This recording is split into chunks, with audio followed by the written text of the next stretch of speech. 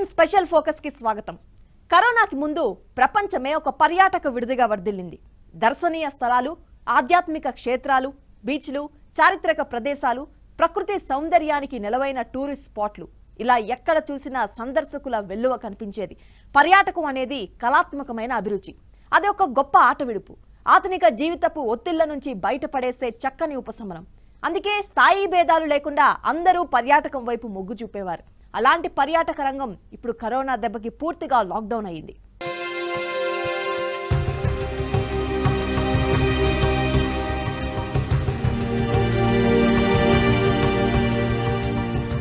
పర్యాటక రంగంలో 3 ప్రధాన పాయలుంటాయి.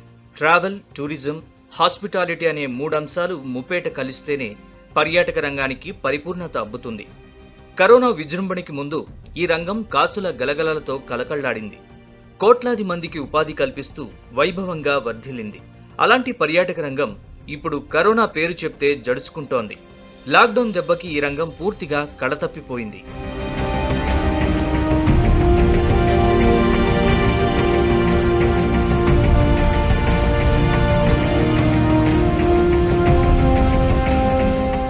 పర్యాటకం అంటే గడప దాటి బయటికి రావడం, ప్రకృతితో మమేకం కావడం, మనకిష్టమైన తీరానికి రెక్కలు కట్టుకుని ఎగిరిపోవడం, మనసుకి ఆహ్లాదం కలిగించే ప్రదేశంలో సేద తీరడం, మెదడుకి నరాలకి కొత్త ఉత్తేజాన్ని ఇంజెక్ట్ చేసుకోవడం. అందుకే టూరిజం అనే సెక్టార్ ఇప్పటి వరకు వృద్ధి రేటుతో పరుగు తీసిందే తప్ప నష్టజాతకాన్ని మూటగట్టుకోలేదు. కానీ ఈ చరిత్రని కరోనా మహమ్మారి తిరగరాసింది. ప్రపంచ పర్యాటక రంగానికే ఇదొక పెను విఘాతంగా పరిణమించింది.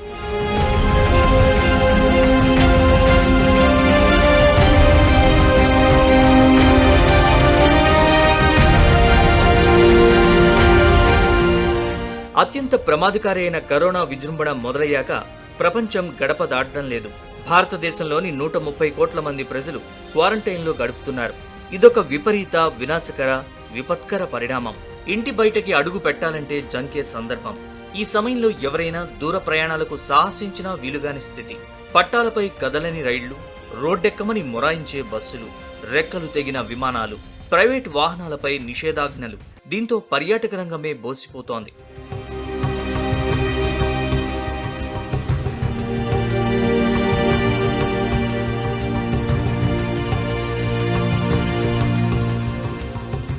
ట్రావెల్ బ్యాన్ కారణంగా గుళ్ళు, గోపురాలు బోసిపోతున్నాయి. చారిత్రక ప్రదేశాలు నిర్జనంగా మారాయి. టూరిస్ట్ స్పాట్లలో సందడి కొరవడింది. రిసార్ట్లు వెలవెలపోతున్నాయి. హోటళ్లలో ఆక్యుపెన్సీ జీరోగా మారింది. ప్రపంచ అద్భుతాల్లో ఒకటైన తాజ్ మహల్ ని మూసేశారు. జనసమర్థంగా ఉండే చార్మినార్ ఒంటరి చూపులు చూస్తోంది. ప్రపంచంలో గాని మన దేశంలో గాని ప్రత్యక్షంగా, పరోక్షంగా కోట్లాది మందికి ఉపాధి కల్పించే టూరిజం సెక్టార్ ఇలా నీరు కారిపోవడానికి ఏకైక కారణం కరోనా వైరస్సే.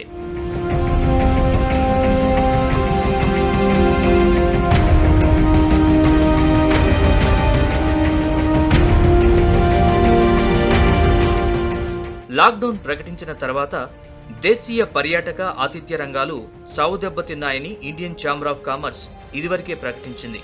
భారత టూరిజం శాఖ లెక్కల ప్రకారం జనవరి, మార్చ్ త్రైమాసికంలో విదేశీ టూరిస్టుల సంఖ్య 67% తగ్గిపోయింది. దేశీయంగా జరిగే ప్రయాణాలు కూడా 40% పైగా తగ్గిపోయాయి. ప్రపంచ ఆర్థిక వ్యవస్థలో పర్యాటక రంగం వాటా సుమారు $8.8 ట్రిలియన్. కరోనా కాటుకి ఈ ఆదాయం బక్కచిక్కిపోయే ప్రమాదం ఏర్పడిందని ప్రపంచ ట్రావెల్ అండ్ టూరిజం కౌన్సిల్ కూడా హెచ్చరించింది. మూడీ వంటి మార్కెట్ విశ్లేషణ సంస్థలు సైతం ఇదే ఆందోళన వ్యక్తం చేశాయి. ఈ కారణంగా ప్రపంచవ్యాప్తంగా 31.9 కోట్ల మంది ఉద్యోగుల భవిష్యత్తు ప్రశ్నార్థకంగా మారబోతుందట.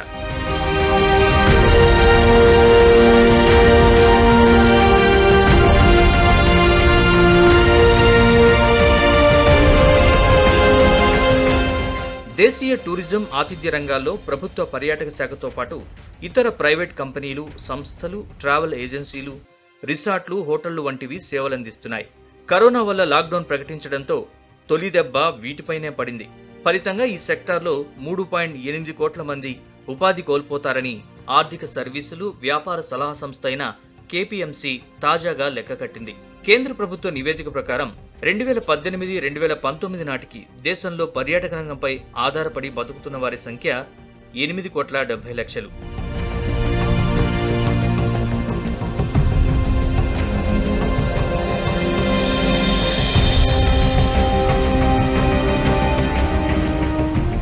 కరోనా లాక్డౌన్ కారణంగా రవాణా పర్యాటక రంగాలు 5 లక్షల కోట్ల మేరకు నష్టపోయే ప్రమాదముందని కేంద్ర ప్రభుత్వం కూడా అంచనా వేస్తోంది.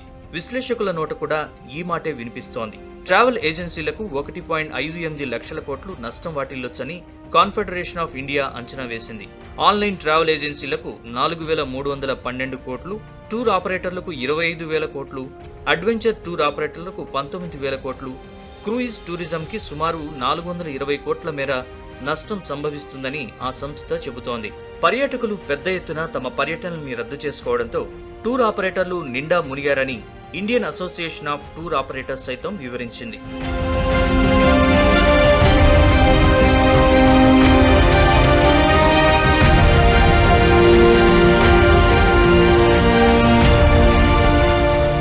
ఇక బ్రాండెడ్ హోటళ్లు 1.10 లక్షల కోట్ల మేర నష్టపోతాయన్నది ఒక అంచనా.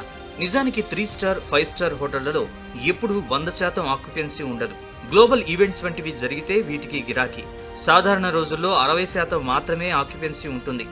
ఇప్పుడు కార్పొరేట్ సమావేశాలు, సదస్సులు, ప్రదర్శనలు వంటివి పూర్తిగా నిలిచిపోవడంతో ఈ హోటళ్లు కూడా క్లోజ్ అయ్యాయి. 10% ఉద్యోగాలకు కోత పడుతుందని మార్కెట్ విశ్లేషకులు చెబుతున్నారు.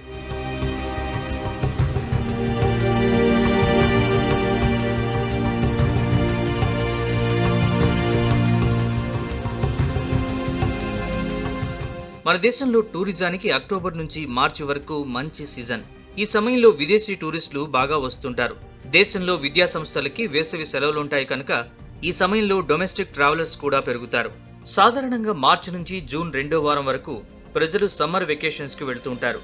విదేశాలతో పాటు దేశంలోని చల్లని ప్రదేశాలైన ఊటీ, కొడైకెనాల్, కులుమనాలి, గోవా, అరకులోయ వంటి ప్రాంతాల్లో విడిది చేస్తుంటారు.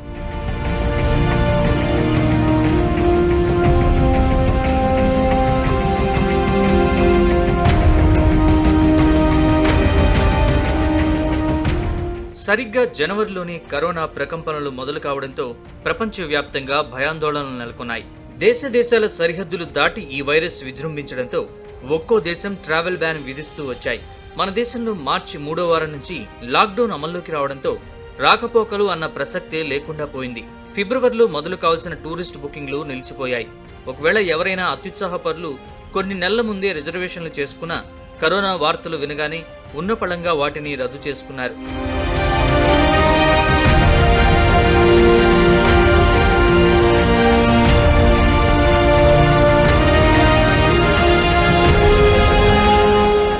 ఈ ఏడాది ఫిబ్రవరిలో మన దేశంలో 10 లక్షల మంది విదేశీ టూరిస్టులు పర్యటించారు.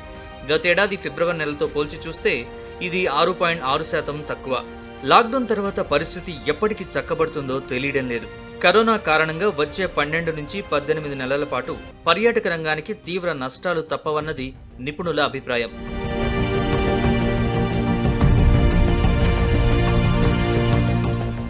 ఈ సంక్షోభం నుంచి గట్టెక్కడానికి టూరిజం కంపెనీలు పలు రాయితీలు కోరుతున్నాయి. 7 లక్షల కోట్ల రూపాయల ప్రత్యేక ప్యాకేజీ ఇమ్మని కేంద్ర ప్రభుత్వాన్ని అభ్యర్థిస్తున్నాయి. పన్నులు, రుణాల చెల్లింపులకు 6 నెలల పాటు మారటోరియం విధించాలని, ఉద్యోగుల జీతాల వంటి విషయాల్లో ఊరట కల్పించమని మనవి చేస్తున్నాయి. సంవత్సరం పాటు జీఎస్టీ నుంచి మినహాయింపు ఇవ్వాలని కూడా అడుగుతున్నాయి. ఇవన్నీ చేసినా వెంటనే ఈ రంగం కోలుకునే పరిస్థితి మాత్రం లేదు.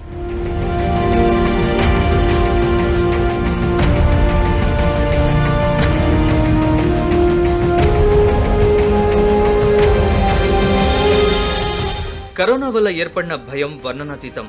సాటి మనిషిపై అనుమానం పెంచిన పెనుభూతం ఇది. కుటుంబ సభ్యులు, బంధువులు, స్నేహితులు అన్న తేడా లేకుండా అందరూ సోషల్ డిస్టెన్స్ పాటించాల్సిన అగత్యం ఏర్పడింది. ఒకవేళ ఈ మహమ్మారి పీడ విరగడైనా ఇకపై మనుషులు అంత తేలిగ్గా కలగలిసిపోయే పరిస్థితి వెంటనే ఏర్పడకపోవచ్చు. అందువల్ల ప్రయాణాలు, పర్యటనలు వంటి వాటిపైకి అంత త్వరగా దృష్టి మరల్చకపోవచ్చు. పబ్లిక్ ట్రాన్స్పోర్ట్ ని వాడడానికి సందేహించవచ్చు.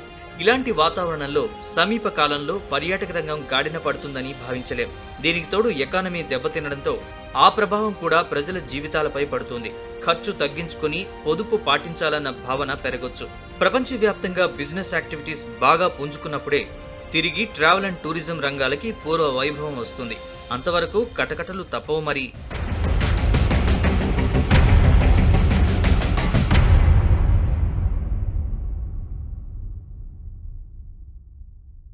తెలుగు రాష్ట్రాల విషయానికొస్తే ఏపీ, తెలంగాణలో సుమారు 1500 ట్రావెల్ ఏజెన్సీలు ఉన్నాయి. వీటికి జనవరి నుంచే బుకింగ్లు తగ్గిపోయాయి. ఫిబ్రవరి తర్వాత అసలు బుకింగ్లే లేవు. వాటిలో పనిచేసే 60% మందికి ఊస్టింగ్ ఇస్తారని అంటున్నారు. ఈ నేపథ్యంలో కరోనా దెబ్బతో కుదేలైన ఆ రంగాన్ని కేంద్ర రాష్ట్ర ప్రభుత్వాలు ఉదారంగా ఆదుకోవాలి. ఆ రంగంపై ఆధారపడిన కోట్లాది మంది జీవితాలు ఇక్కట్లలో పడకుండా కాపాడాలి.